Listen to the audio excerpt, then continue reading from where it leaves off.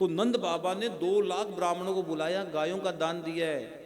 और मैं रोज कहता हूं, दान दिए बगैर सोना नहीं, और दान देकर कभी रोना नहीं, कभी मत रोना। भैया एक गली में 20 घर होते हैं ना, 20 घर। भिखारी भी 20 में नहीं जाता, भिखारी भी वहीं जाता जहां मिलने की आस होती है। भिखारी भी हर गली हर घर में नहीं जाता है।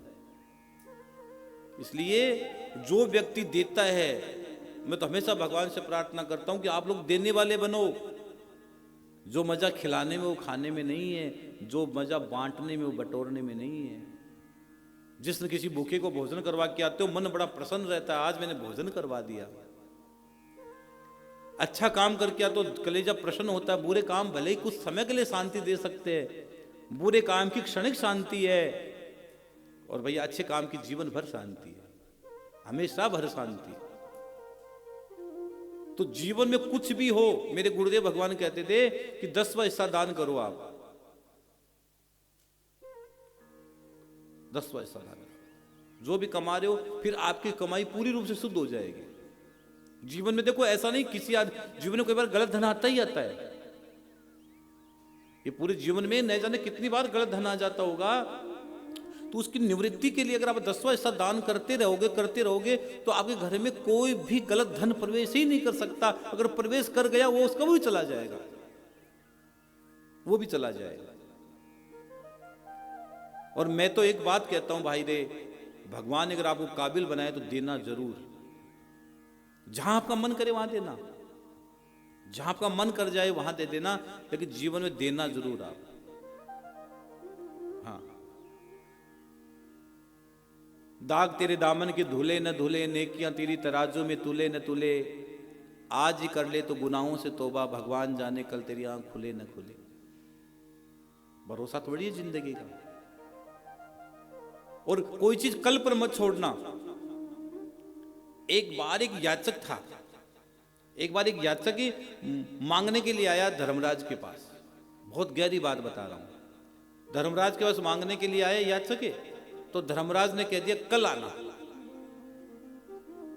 तो उसी समय पास में दुंदुबी पड़ी, तो भीम भैया जोर जोर से दुंदुबी बजाना प्रारंभ कर देते हैं। जोर जोर से दुंदुबी बजाई। तो धर्मराज ने कहा कि अरे भाई भीम, क्या बात है, दुंदुबी क्यों बजा रहे हो? दुंदुबी तो जीत के समय बजाई जाती है। तो भीम ने कहा भैया आज आपने जीत लिया। अरे भाई मैंने किसको जीत लिया? कोई युद्ध नहीं हुआ कि आज आपने काल को जीत लिया। आज आपने ये कैसे कह दिया उस भिखारी को कि कल आना, कल क्या पता तुम जिंदा रहोगे कि वो जिंदा रहेगा, क्या भरोसा है। और वर्तमान स्थिति में कर जो करना है। अरे साहब, रावण तो कितना महात्मा भी था, भक्ति भी उसने की थी। वो थोड़ी सोचता था मैं मर जाऊंगा। जब लखन गया ना उनसे शिक्षा पाने के लिए, राम जी ने कहा जाओ लखन पाओ, वो ब्राह्मण है, उसने शिव को प्रसन्न किया है, उसने शिव को प्रसन्न किया है। 10-10 शीश उसने शंकर को चढ़ा दी, शंकर भगवान को चढ़ा दिए रावण ने। जाओ, वो ज्ञानी है, उसके ज्ञान में अहंकार आ गया इसलिए उसका पतन हो गया, लेकिन वो है ब्राह्मण और हमारा आचार्य है। वो जब रामेश्वर में पूजा की भगवान श्री राम ने, तो रावण ने पूजा करवाई थी, आचार्य रावण था, वो आचार्य है। जाओ सीखो उनसे कुछ। तो लखन यूं चले गए। जाते लखन से कहा सुन लखन, शत्रु कितना भी मजबूत कमजोर क्यों ना हो, नियतिक कभी नहीं आना चाहिए। तुम बगैर अस्त्र शस्त्र के आगे, मैं मरता मरता भी तुझे मार सकता हूं, मरता मरता भी तुझे मार सकता हूं। और सुन लखन, मैंने नहीं सोचा था मेरी इस तरह मृत्यु हो जाएगी। मेरी बहुत सी इच्छाएं थी, वो अधूरी रह गई। मेरी एक इच्छा थी कि मैं आकाश के पेड़े लगाऊंगा, और मैं लगा देता चाहता, तो मैं सोचा लगा दूंगा, बहुत समय पड़ा है, मुझे कौन मारने वाला।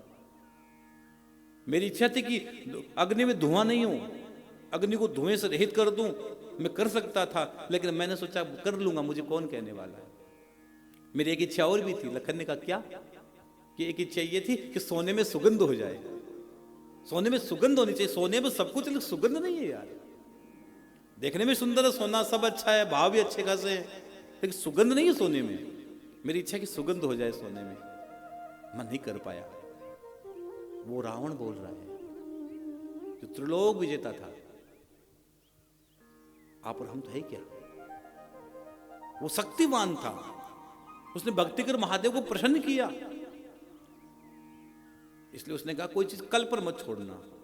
अगर मन में कुछ संकल्प उठे, मन में विचार आए तो तुरंत कर देना, क्योंकि कल के आस में सोया व्यक्ति आज तक जगा नहीं, कल किसी का नहीं आया है। कल तो आलसी लोगों का गाना कि कल करेंगे।